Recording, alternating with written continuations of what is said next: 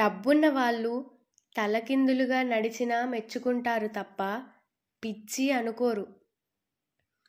కొన్నిసార్లు ఒక్క సారీ సరిపోతుంది 1000 తప్పులు చేసినా కూడా. కానీ కొన్నిసార్లు 1000 సార్లు సారీ చెప్పినా సరిపోదు ఒక తప్పుకు.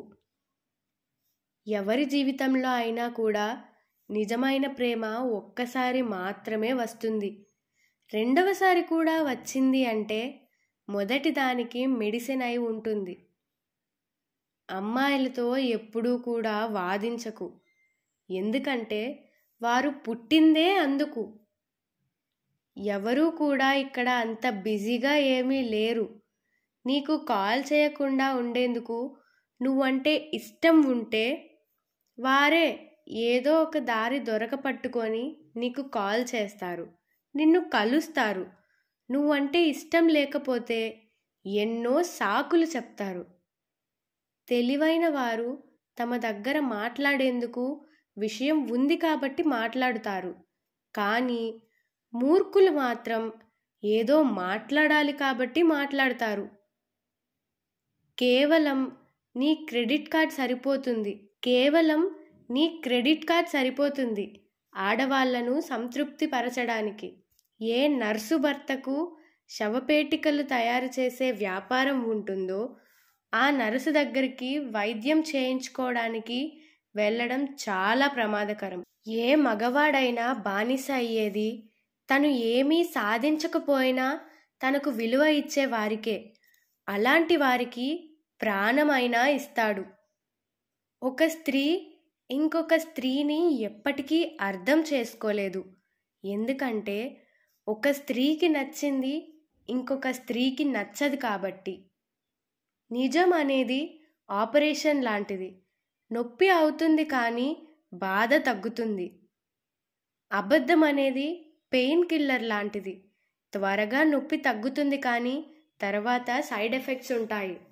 జీవితంలో గాజు గ్లాసులా ఉండు.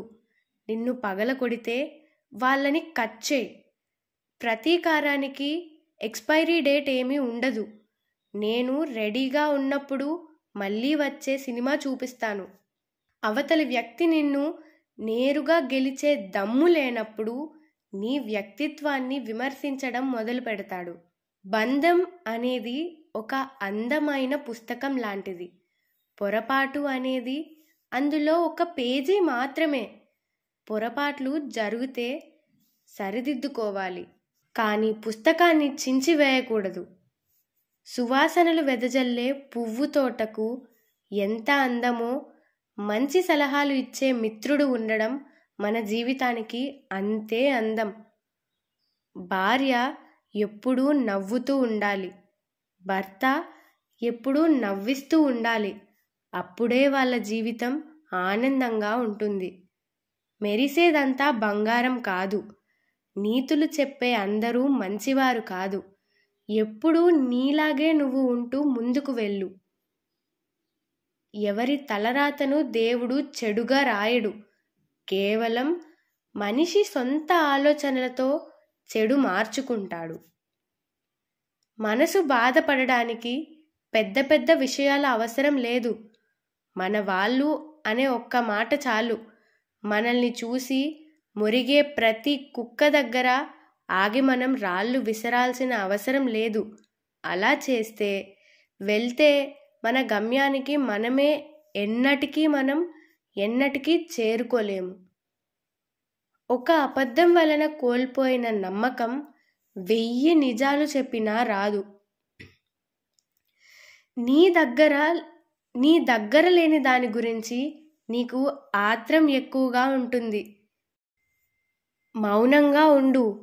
నీ మాటలు మౌనం కంటే విలువైనవి కాకూడదు. కష్టం విలువ, ఇష్టం విలువ ఒకరు చెప్తే తెలిసేది కాదు. స్వయంగా అనుభవించి అనుభూతి చెందితేనే తెలుస్తాయి. లేదంటే ఎదుటివారు పడే కష్టం తేలికగానో చూపించే ఇష్టం చులకనగానూ అనిపిస్తాయి.